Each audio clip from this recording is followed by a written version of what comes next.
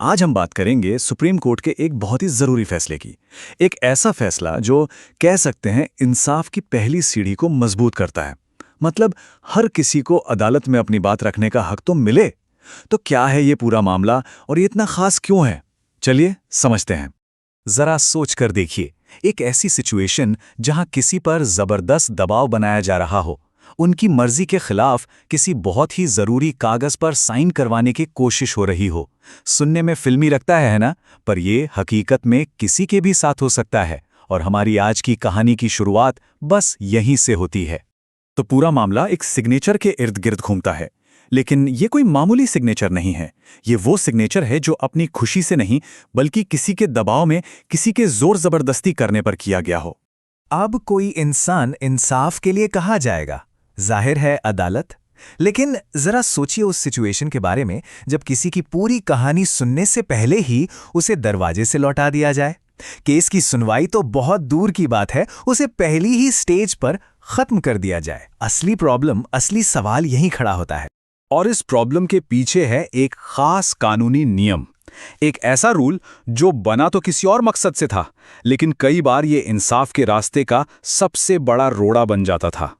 तो इस नियम का नाम है ऑर्डर 7 रूल 11 सीपीसी। अब ये कानूनी भाषा थोड़ी मुश्किल लग सकती है ना, तो चलिए इसे एक आसान उदाहरण से समझते हैं। मान लीजिए ये नियम एक क्लब के बाउंसर जैसा है। वो गेट पर ही किसी को देखकर तय कर लेता है कि ये अंदर जाने लायक है या नहीं, बिना उसकी बात सुने।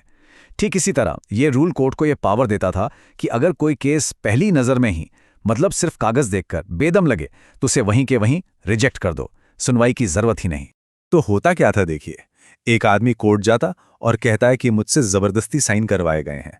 अब जिसके खिलाफ केस होता वो सामने आता और बस वो साइन किया हुआ डॉक्यूमेंट दिखा देता और कहता, देखिए जज साहब, साइन तो है, केस में दम नहीं है।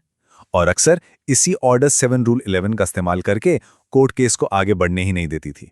मतलब ना कोई गवाह, ना कोई सबूत, ना कोई सुनवाई, केस शुरू होने से पहले ही खत्म।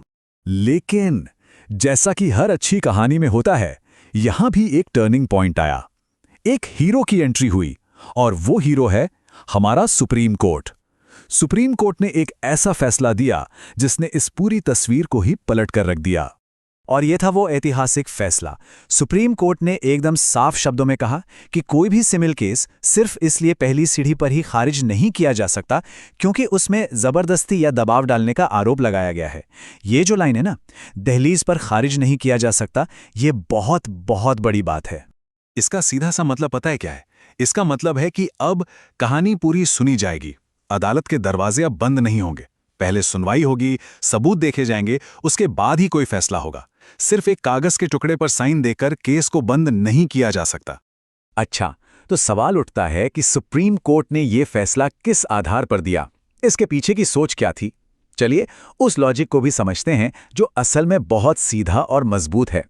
देखिए, इस पूरे मामले को समझने के लिए हमें दो चीजों का फर्क समझना होगा।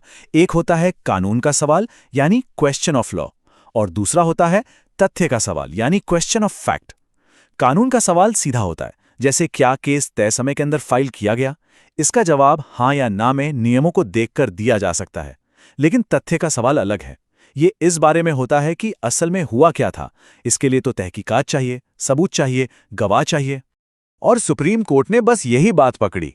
कोर्ट ने कहा कि किसी पर दबाव डाला गया था या नहीं, ये कानून का सवाल नहीं है, ये तथ्य का सवाल है। और तथ्य का पता सिर्फ एक डॉक्यूमेंट को देखकर नहीं लगाया जा सकता। सच को बाहर लाने के लिए तो केस को चलाना पड़ेगा, सबूतों को परखना पड़ेगा, पूरी सुनवाई करनी पड़ेगी।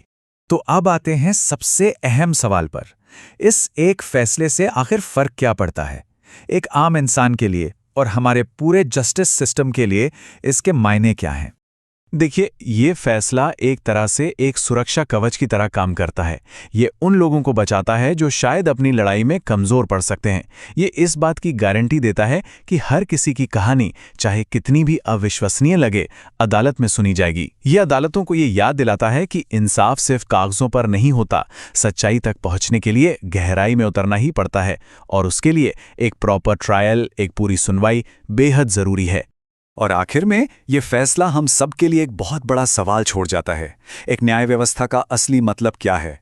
क्या वो सिर्फ कानून की किताबों में लिखे शब्दों का पालन करना है, या फिर उसका असली मकसद ये सुनिश्चित करना है कि हर इंसान को कम से कम अपनी बात रखने का एक मौका तो जरूर मिले, भले ही पहली नज़र में केस कितना भी कमजोर क्यों ना लगे? इस पर सोचना जरूरी है।